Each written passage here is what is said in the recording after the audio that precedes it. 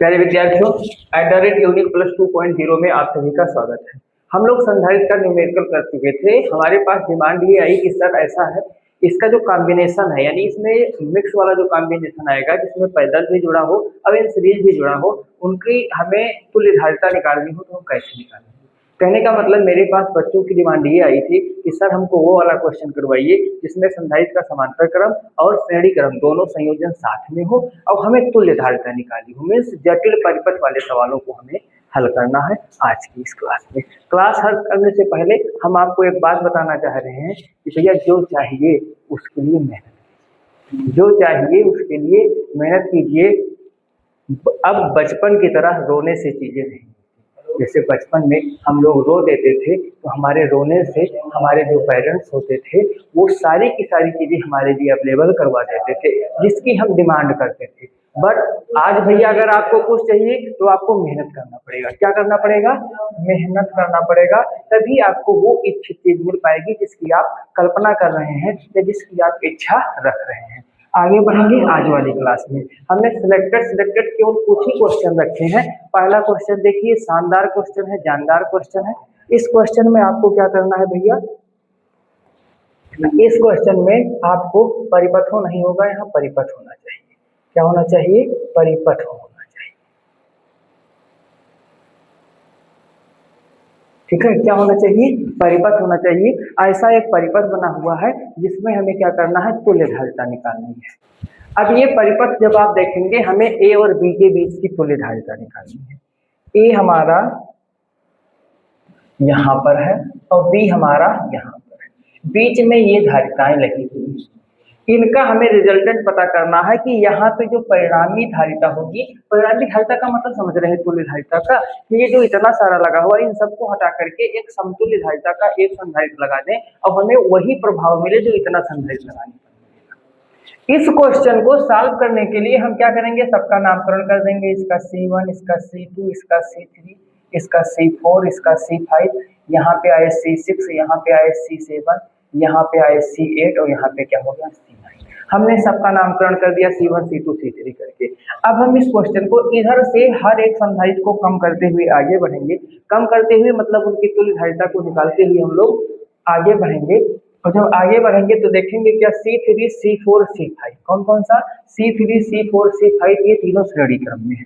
ठीक है, तो हमारे पास में चित्र से C3, C4 व C5 श्रेणी क्रम में है। अब आपके मन में आ रहा होगा कि जब सर इनका वैल्यू दिया हुआ था तो हम डायरेक्ट वैल्यू लिख लेते हैं C1, C2, C3। भैया इसलिए कि कई जगहों पर 3 माइक्रोफैरड है और लगभग 2 जगहों पर 2 माइक्रोफैरड, बाकी सभी जगहों पर 3 माइक्रोफैरड है, तो हमें नामकरण करना पड़ा। ये किस क्रम में है? श्रेणी क्रम में है। अतः अब जब श्रेणी क्रम में है तो इनकी तुल्य धारिता को अगर हम C डैश मान लें तो ये क्या हो जाएगा? 1/3 प्लस में 1/3 और प्लस में 1/3 ऐड करेंगे। 1/C dash is equal to क्या हो जाएगा? 3/3 और 3/3 को 1/1 लिख सकते हैं। तो इस तरीके से C डैश बराबर क्या मिलेगा? 1 माइक्रोफैरड। अब कहानी में ट्विस्ट ये आ रहा है भाई साहब कि जो ये था और ये था, इनके स्थान पर 1 माइक्रोफैरड रखा होगा। तो जब इनके स्थान पर ओनली क्या आ जाएगा? 1 माइक्रोफैरड आ जाएगा। तो ये 1 माइक्रोफैरड इस 2 वाले के साथ में यानी C6 वाले के साथ में किस क्रम में होगा? समांतर क्रम में होगा। तो क्या हो जाएगा? सिर्फ C डैश व C6 समांतर क्रम में है। किस क्रम में है? समांतर क्रम में है। अतः अब इनके परिणामी को हमने C डबल डैश मान लिया तो 1 + 2 इज इक्वल टू 3 माइक्रोफैरड हो जाएगा। अब देखो भैया मजे की बात क्या हुआ, इस वाले पूरे डिब्बे का काम खत्म हो गया और यहाँ पे क्या आ गया? 3 माइक्रोफैरड आ गया। ठीक, अब ये जब 3 आ गया तो ये C2 और ये C डबल डैश और C8 क्या हो जाएगा? श्रेणी क्रम में हो जाएगा। C2, C डबल डैश और कौन सा? C8। तो हम क्या लिखेंगे कि C2, C डबल डैश व C8 श्रेणी क्रम में है। किस क्रम में है? श्रेणी क्रम में है। अगर ये श्रेणी क्रम में है तो इनकी जो तुल्यधारिता है अगर हम C ट्रिपल डैश मान लें तो क्या हो जाएगा 1/3 प्लस 1/3 प्लस में 1/3 1/C triple dash is equal to क्या हो जाएगा 3/3 और 3/3 को 1/1 लिख सकते हैं। तो यहाँ से C ट्रिपल डैश क्या हो जाएगा 1 माइक्रोफैरड हो जाएगा। ठीक, क्या हो गया 1 माइक्रोफैरड। अब जरा ध्यान से देखो, ये यहाँ तक की कहानी खत्म हो गई। कहाँ तक की कहानी खत्म हुई? हमारे इस फिगर में यहाँ तक का काम खत्म हो गया। अभी जो 3 आया था इन सब को हटा करके हम यहाँ पे क्या लिख सकते हैं 1 माइक्रोफैरड लिख सकते हैं। अब ये 1 माइक्रोफैरड इस 2 माइक्रोफैरड के साथ में किस क्रम में है? समांतर क्रम में है। तो जो हमारा C ट्रिपल डैश निकला है वो C7 के साथ में, किसके साथ में? 7 नंबर वाले के साथ में किस क्रम में है? समांतर क्रम में है। तो सिंस C ट्रिपल डैश व C7 समांतर क्रम में है, समांतर क्रम में है, अतः क्या हो जाएगा? अगर इनकी तुल्यधारिता को C4 डैश मान लें तो क्या हो जाएगा 1 + 2 इज इक्वल टू 3 माइक्रोफैरड। क्या हो गया? C4 dash is equal to कितना हो गया? 3 माइक्रोफैरड। अब एक बार फिर हमको चित्र की ओर चलना होगा। कहाँ? अपने फिगर की ओर। भैया 2 डिब्बा हम लोग सॉल्व कर चुके हैं, ये सब पूरा का पूरा हटा दीजिए, यहाँ पे आ जाइए।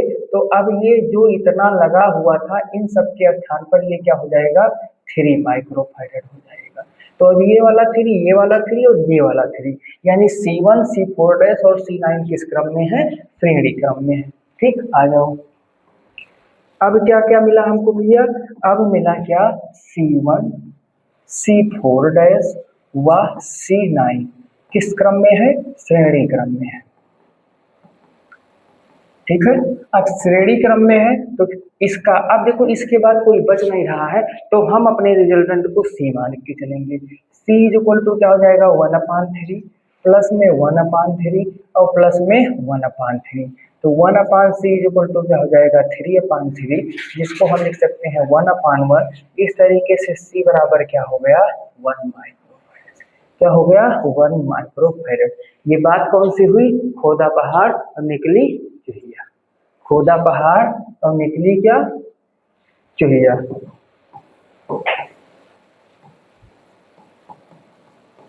क्यों? आप अपने फिगर को एक बार देखिए। ठीक है, ये फिगर कितना जटिल था, इसमें कितने बॉक्स बने हुए थे। अगर मैं इनको क्लियर कर दूं तो आपको और स्पष्ट दिखेगा।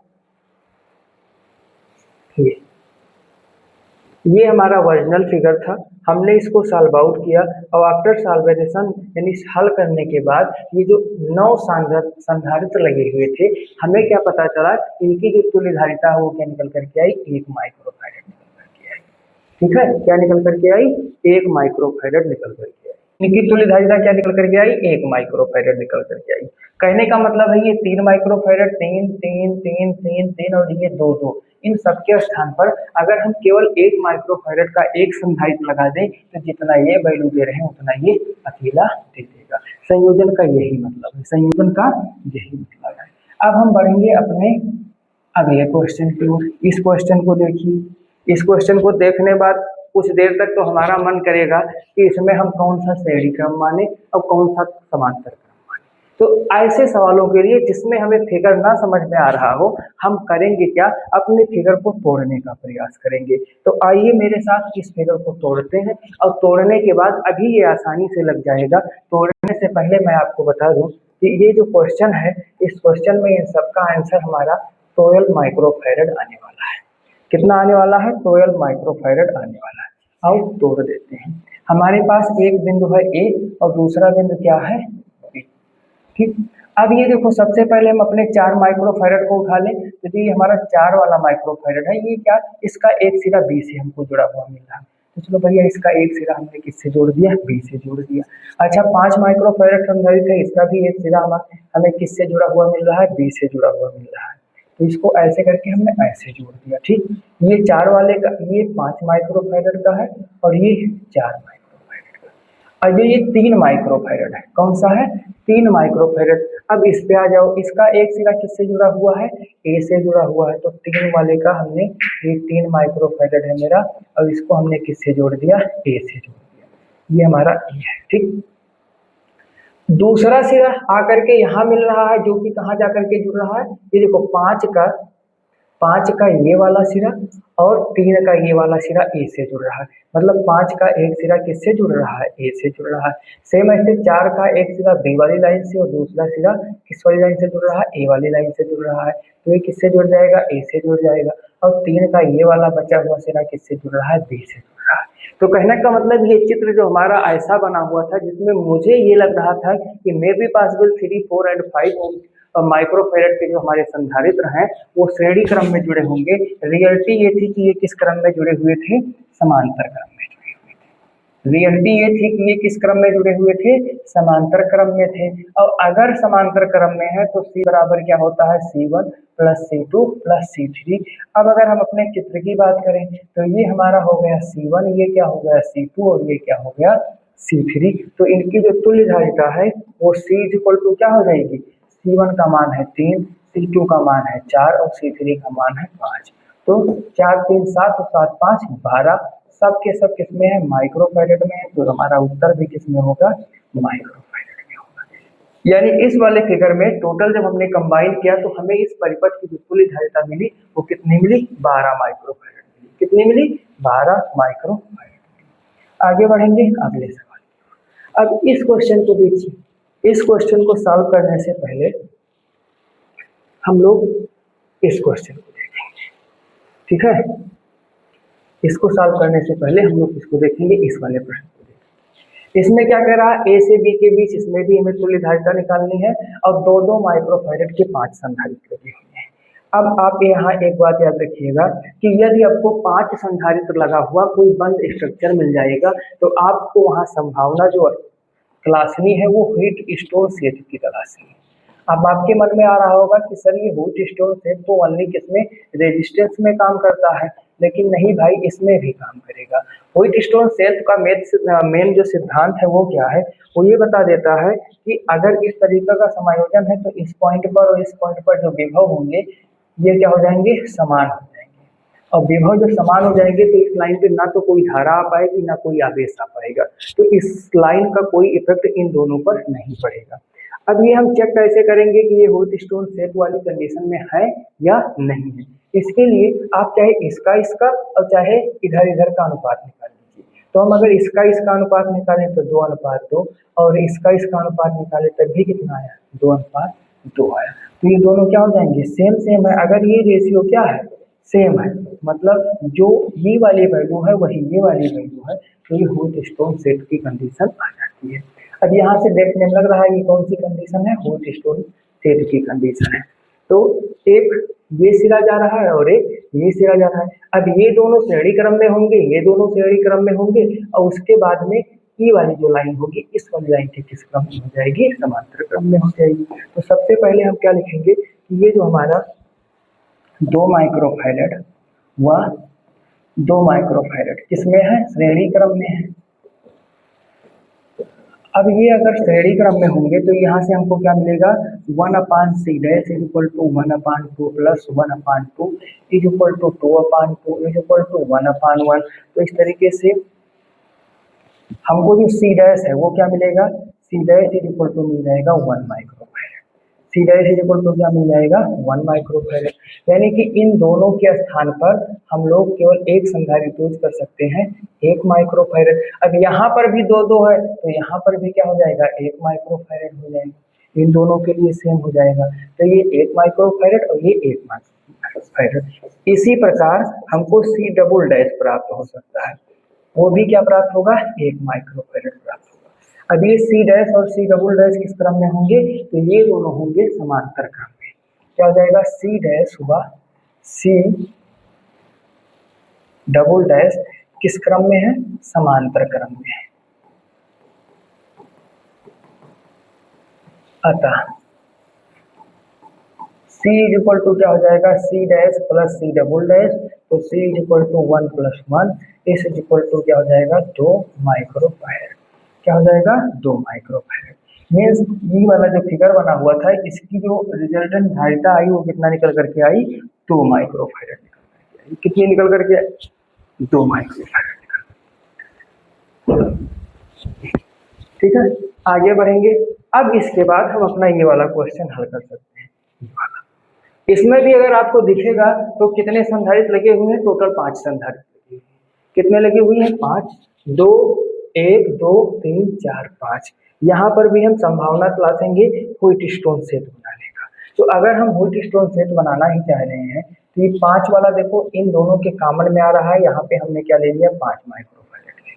ठीक, अब अगर 5 ले लेंगे तो हमें कुछ ऐसा एक फिगर मिल सकता है जैसे अभी हम लोगों ने बनाया था। ये हमारा क्या हो जाएगा, ये हो जाएगा और यहाँ पे कहीं क्या हो जाएगा, बी हो जाएगा। अब यहाँ पे संधारित्र बैठा दीजिए तो ये क्या हो जाएगा 2 माइक्रोफैरड और ये कितना हो जाएगा 2 माइक्रोफैरड। ये कितना हो जाएगा 6 माइक्रोफैरड और ये कितना हो जाएगा 6 माइक्रोफैरड। ठीक है, 2 माइक्रोफैरड 6 माइक्रोफैरड 2 माइक्रोफैरड और 6 माइक्रोफैरड। ठीक, अब ये हमसे क्या कह रहा है, सॉरी ऐसा नहीं होगा, यहाँ पे 2 होगा और यहाँ पे क्या होगा 6 होगा। अब ये 2 और 2 श्रेणी क्रम में है, ये 6 और 6 श्रेणी क्रम में, बाकी इनका जो रिजल्टेंट आएगा वो किस क्रम में होगा, समांतर क्रम में होगा। तो मान निकाल लीजिए सिंस क्या हो जाएगा 2 माइक्रोफैरड हुआ 2 माइक्रोफैरड श्रेणी क्रम में है। यहाँ भी व्हीटस्टोन सेट वाली कंडीशन बन रही है, व्हीटस्टोन सेट वाली कंडीशन बन रही है। क्यों, क्योंकि इनका अनुपात और इनका अनुपात सेम है, चाहे इधर से निकालो चाहे इधर से करोगे तो क्या हो जाएगा 2/6 बराबर 1/3 और इसका भी करोगे 2/6 बराबर 1/3। ऊपर का कर लो 2/2 बराबर 1, नीचे का कर लो 6/6 बराबर 1। यानी सारी चीजों में रेशियो क्या है, सेम है। तो श्रेणी क्रम में है, इसको अगर हम सीधे से मान लें तो क्या हो जाएगा 1/2 plus 1/2 is equal to 2/2 is equal to 1/1। सीधे से इक्वल टू कितना हो जाएगा 1 माइक्रोफैरड। ऐसे ही उस पर आ जाएंगे तो सिंस 6 माइक्रोफैरड व 6 माइक्रोफैरड किस क्रम में है, समांतर क्रम में है। समांतर क्रम में, अब अगर ये समांतर क्रम में है तब क्या होगा, तो समांतर क्रम के लिए यहाँ पर हमको मिल जाएगा 1/c double dash is equal to 1/6 plus 1/6 is equal to 2/6 is equal to 1/3। तो यहाँ से c double dash is equal to कितना मिल जाएगा 3 माइक्रोफैरड। कितना मिल जाएगा 3 माइक्रोफैरड। अब की कंडीशन क्या होगी, ये जो c डैश है वह c डबल डैश किस क्रम में है, समांतर क्रम में हो जाएगा। समांतर क्रम में है, अतः ये क्या जाएगा c is equal to 1 plus 3 is equal to 4, यानी c इज इक्वल टू मिल जाएगा 4 माइक्रोफैरड। क्या मिल जाएगा 4 माइक्रोफैरड मिल जाएगा, जो इस क्वेश्चन का क्या होगा, करेक्ट आंसर होगा। अगला क्वेश्चन, निम्नलिखित परिपथ में बिंदुओं ए व बी के बीच को निर्धारित कीजिए। ये हमारा परिपथ है, यहाँ पे ए लिखा है, यहाँ पे बी लिखा है, बीच में हमें तुल्यधारिता ज्ञात करनी है। तो इसके लिए हम क्या करेंगे, अगर हम ऐसे कर लें तो भैया ये वाला और ये वाला समांतर क्रम में हो। लेकिन मजे की बात यह है कि इसमें बीच में भी लगे हुए हैं। तो सबसे पहले जो ये छोटे छोटे बॉक्स हैं इनको हम सॉल्व करेंगे। अब यहाँ पे 6, 12 और 4 3 संधारित्र लगा हुआ है, तो इन 3 में से 2 क्या होंगे, श्रेणी क्रम में होंगे और अगला तीसरा इनके समांतर क्रम में हो जाएगा। तो हम इसको और इसको श्रेणी क्रम में मान लें। अब होगा क्या कि सिंस 6 माइक्रोफैरड व 12 माइक्रोफैरड किसमें है, श्रेणी क्रम में है, श्रेणी क्रम में। तो इनके लिए 1/c डैश अगर हम करें तो ये 1/6 प्लस 1/12 हो जाएगा। इसका एलसीएम लेंगे, ये 12 हो जाएगा। यहाँ पे क्या हो जाएगा 2, यहाँ पे 1। 1/c dash is equal to कितना हो जाएगा 3/12। 3 1 जा 3, 3 4 जा 12, क्या बचा 1/4। तो c dash is equal to क्या हो जाएगा 4 माइक्रोफैरड। ठीक, कितना हो गया 4 माइक्रोफैरड। अब ये जो c डैश है इन दोनों के स्थान पर आ गया, ये अगले इस 4 के साथ में क्या होगा, समांतर क्रम में होगा। तो क्या लिखेंगे, सिंस सी डैश हुआ 4 माइक्रोफैरड किस क्रम में है, समांतर क्रम में है। अब अगर ये समांतर क्रम में है तो फिर ये क्या हो जाएगा, अगर इसको हम इसका रिजल्टेंट सी डबल डैश माने तो 4 + 4 बराबर कितना हो जाएगा 8, यानी सी डबल डैश बराबर 8 माइक्रोफैरड हो गया। अब ये जो 8 है इस 1 के साथ किस क्रम में होगा, तो आप कहेंगे श्रेणी क्रम में होगा, यानी कि सी डबल डैश हुआ 1 माइक्रोफैरड किस क्रम में है, श्रेणी क्रम में है। अगर ये श्रेणी क्रम में है तो इसका रिजल्टेंट ट्रिपल डैश देगा। जैसे आगे बढ़ते चलेंगे डैश बनाते चलेंगे, लास्ट वाले को सी मानेंगे जब हमें अंतिम धारिता पर पहुंचना होगा। तो ये क्या हो जाएगा 1/1 और प्लस 1/8, इस पूरे का एलसीएम लेंगे क्या हो जाएगा 8 हो जाएगा, और इधर क्या हो जाएगा 8 + 1 इज इक्वल टू क्या हो जाएगा 9/8, क्या हो जाएगा 9/8। तो यहाँ से C triple dash is equal to क्या हो जाएगा 8/9 माइक्रोफैरड, क्या हो जाएगा 8/9 माइक्रोफैरड हो जाएगा। अब ये इधर पूरा हम सॉल्व कर चुके हैं, इन सब के लिए हमको क्या मिला, इन सबको हटा करके हमको क्या मिला 8/9 माइक्रोफैरड मिला। ऐसे ही इसको सॉल्व कर लीजिए। तो ये क्या हो जाएगा, ये 2 माइक्रोफैरड और 2 माइक्रोफैरड दोनों किस क्रम में है, समांतर क्रम में है। तो अगर ये समांतर क्रम में है तो हमको क्या मिलने वाला है, सिंस 2 माइक्रोफैरड व 2 माइक्रोफैरड समांतर क्रम में है, तो समांतर क्रम में है, सी 3 डैश मिल गया है तो ये 4 डैश हो जाएगा, 2 + 2 बराबर 4 माइक्रोफैरड। इनका रिजल्टेंट जो आया वो कितना आया, 4 माइक्रोफैरड आया। अब ये 4 माइक्रोफैरड अपने चित्र में हम देखेंगे तो इस 8 वाले के साथ किस क्रम में है, श्रेणी क्रम में है। किस क्रम में है, श्रेणी क्रम में है। तो क्या लिखेंगे, सिंस सी 4 डैश हुआ 8 माइक्रोफैरड किस क्रम में है, श्रेणी क्रम में है। अगर ये श्रेणी क्रम में है महोदय तो क्या हो जाएगा 1/c 4 डैश हो गया, 5वां डैश लेंगे इज इक्वल टू 1/4 + 1/8, पूरे का एलसीएम 8 तो ये हो जाएगा 2 + 1 इज इक्वल टू 3/8। तो सी ही 1 2 3 4 5 डैश इज इक्वल टू कितना मिला 8/3 माइक्रोफैरड। अब एक तो हमको ये मिला, कहने का मतलब ये हुआ हमारे कि इस लाइन पे जो हमको मिला वो क्या मिला 8/3 माइक्रोफैरड। ये इसके किस क्रम में होगा, समांतर क्रम में होगा। तो जो ट्रिपल डैश पे मिला है, जो 5 डैश पे मिला है, वो एक दूसरे के क्या होंगे, समांतर क्रम में होंगे। ठीक है, एक दूसरे के किस क्रम में होंगे, समांतर क्रम में। तो लिखेंगे सिंस सी ट्रिपल डैश व 1 2 3 4 5 सी 5 डैश समांतर क्रम में है, क्रम में अतः ए व बी के बीच तुल्य धारिता क्या हो जाएगा, समांतर क्रम में है तो भैया सीधे सीधा जुड़ेंगे। सी इज इक्वल टू ये मिला था 8/9 और ये मिला है 8/3, तो सी इज इक्वल टू इसका एलसीएम लेंगे हो जाएगा 3, इसमें 3 से मल्टीप्लाई होगा तो वास्तविक 24 + 8, सी इज इक्वल टू कितना होगा 24 8 32/9 माइक्रोफैरड। यानी ए और बी के बीच की जो तुल्य धारिता आई वो कितना आई, 32 माइक्रोफैरड आई।